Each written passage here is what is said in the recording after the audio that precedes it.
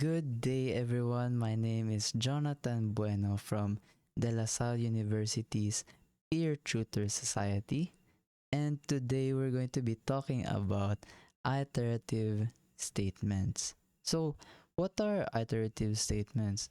Well, from the name itself, they are statements that iterate through a segment of code n amount of times. So, you can think of iterative statements as loops. Well, we have different types of loops, namely a while loop, for loop, and a do while loop. Let's look at a while loop first. So I have coded for us a while loop. It should look something like this. The syntax includes the keyword while, which is why it's called the while loop.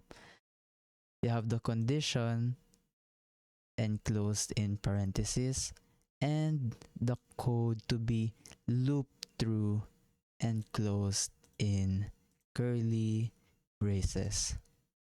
Now, how a loop works is that, or rather, how a while loop works is that the program checks the condition if it is true. If it is true, then this code will execute. If it's false, then it will exit the loop. So right now, j is equal to 0.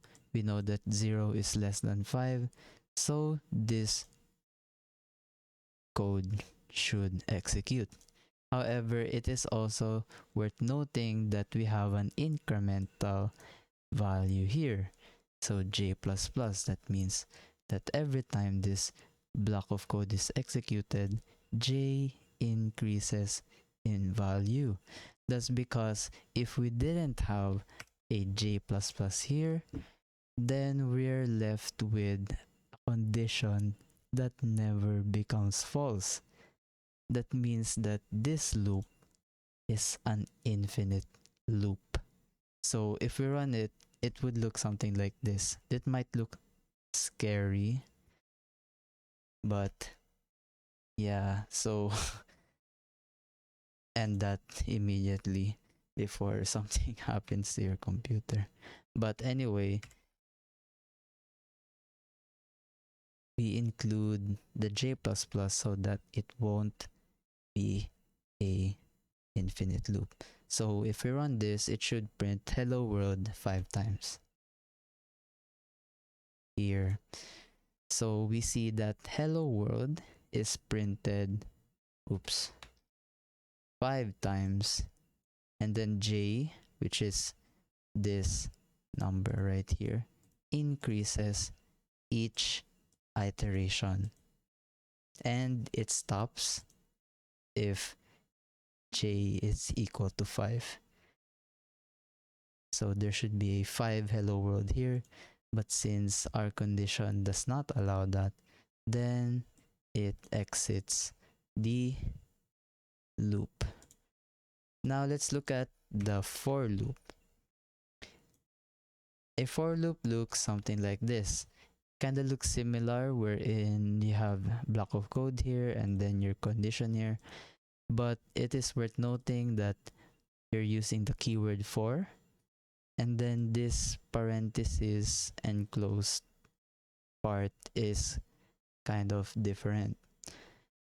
You can divide it to 3 sections. We have the assignment, the condition, and the increment.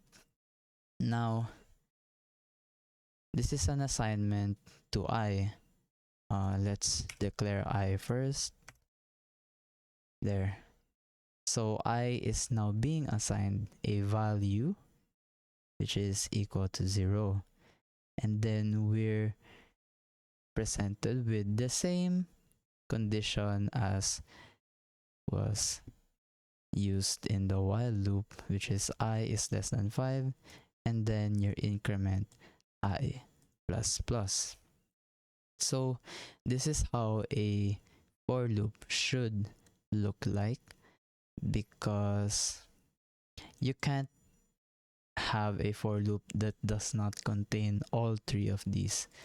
You either have all three or you use a different type of loop. So if we run this, the hello world should execute 5 times because I, or the condition is I is less than 5. It is also worth noting that this is kind of like the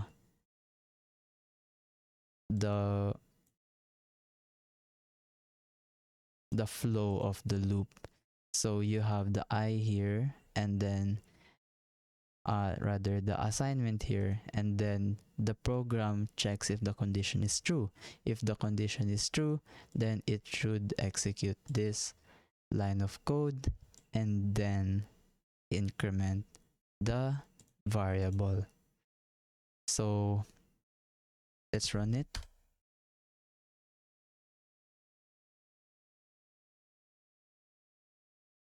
Running this, we see that the for loop outputted the same output as the while loop, wherein it printed the hello world 5 times. Now let's move on to the final type of loop, which is the do while loop. So each of these types of loop has their own defining feature. For a do while loop, its defining feature is that the executable code is executed first before you check the condition. So this hello world will print first and then will be incremented before the condition. So this is the syntax. You use the do keyword and then your executable code enclosed in curly braces, your while keyword, and your condition. And then of course, well, a semicolon. The other loops didn't have a semicolon, so it's worth noting that when you're using a do while loop, you need a semicolon. Let's try running it. Oops, we forgot to initialize x. Okay, let's try running it. We're met with the same output wherein hello world printed 5 times because 5, or that's the condition that we set in our loop. Now let's try doing a few sample questions now that we've learned the different types of loops. Before that, however, I want to preface this discussion by saying that loops, or for example a do while loop, can do anything that a for loop can, and vice versa. A while loop can do anything that a for loop can, vice versa. Basically, any type of loop can do anything or has the same capabilities. So if you have a problem, you can implement it using all three, or rather not all three. You can implement it using a while loop, you can implement it using for loop, or a do while loop. Now let's try this problem here. We want a program that prints out 1 to 10. And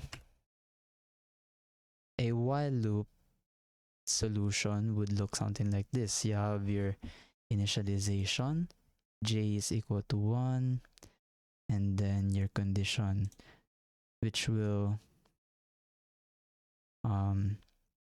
the loop will stop when j is more than 10. So since we only want 1 to 10, we stop at 11. So we make the condition as such, and then we just print it. Also, don't forget your incremental code. Let's comment this out first. Okay, now we're met with a program that prints from 1 to 10. You can pause the video if you want to digest the loop, but let's try implementing a for loop solution. So this is how it would look like. You can see that it's a bit more compact since the declaration, or rather the assignment, condition, and increment is all in one line. The segment of code to be executed is the same as the segment of code earlier, since we're dealing with the same printf statement. Now let's try running it.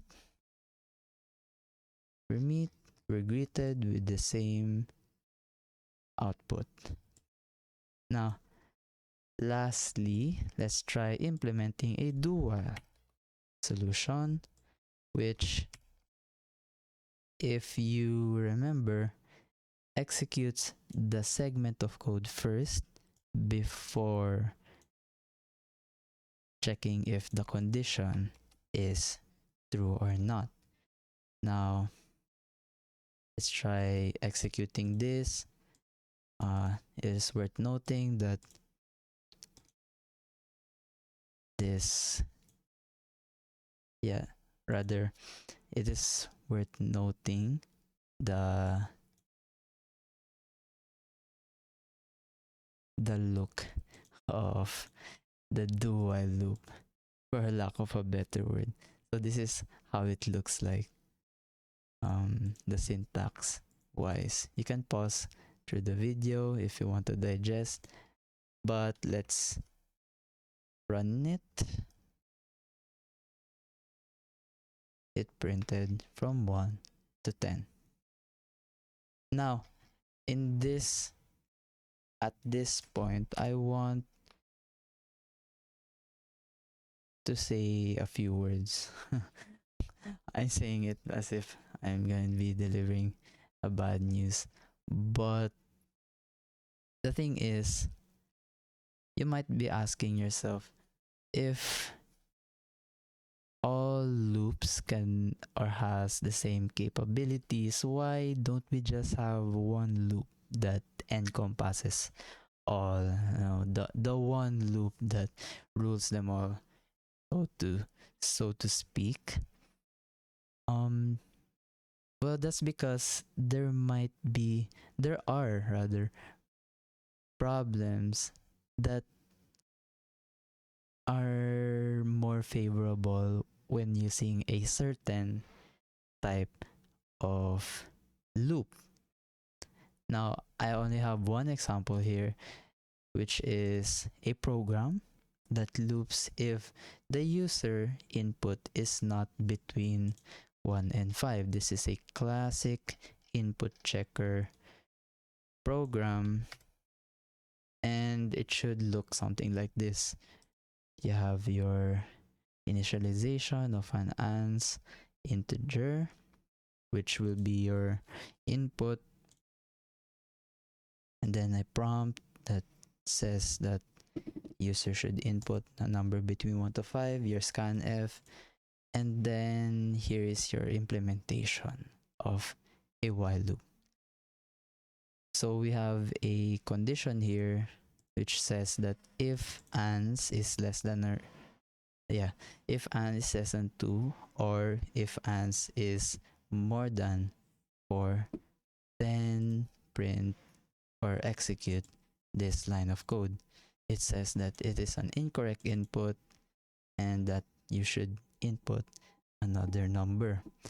But that's because this is the range of this condition is the range of the wrong answers. So if you're inputting a wrong answer, then you're gonna be met with this prompt. Okay, let's try running it. Let's comment this out first. Then let's try running it again. Okay. It says that we should input a number between 1 and 5. I'll input 1 because I'm kind of feeling rebellious. And then, as all rebellious people, they are corrected. Input is incorrect. Let's try inputting a 5.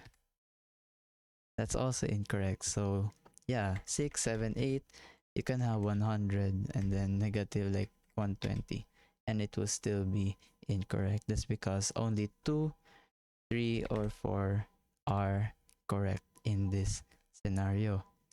Now let's try inputting 2, which is a correct answer. Your answer is, yeah, you're greeted with a cute little feedback that says that your answer is 2. So that's how you implement it with the while loop. Now the thing is, I think this program or this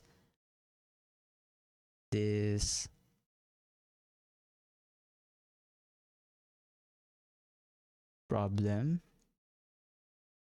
is better solved with a while loop. That's because a while loop is very convenient when you're dealing with this type of program.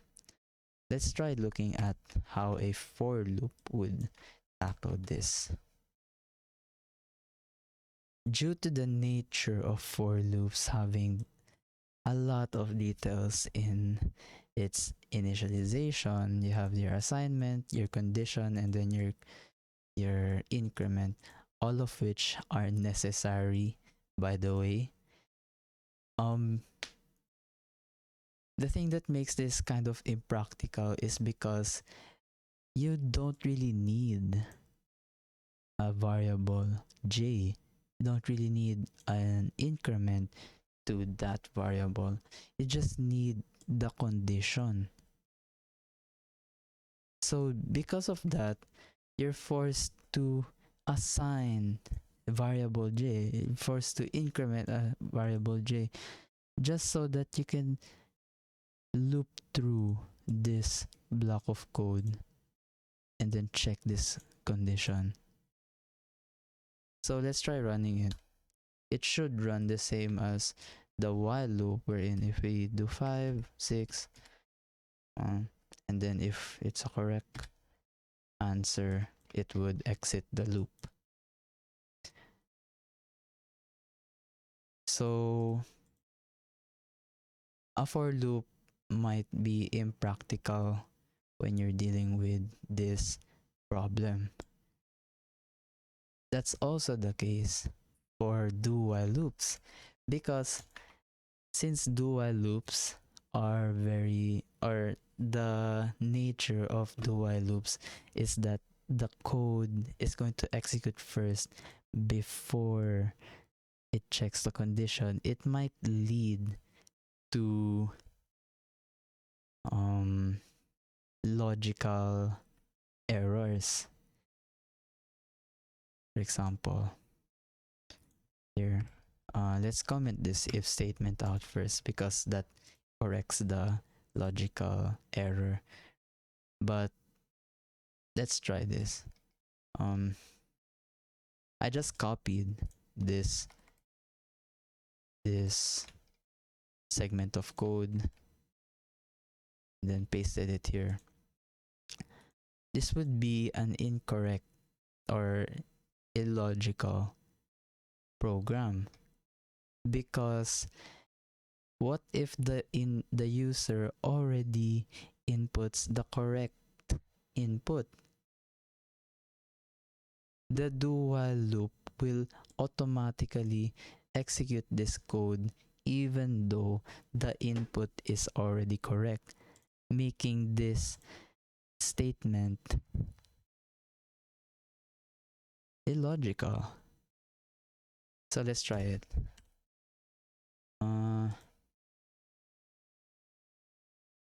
Int j.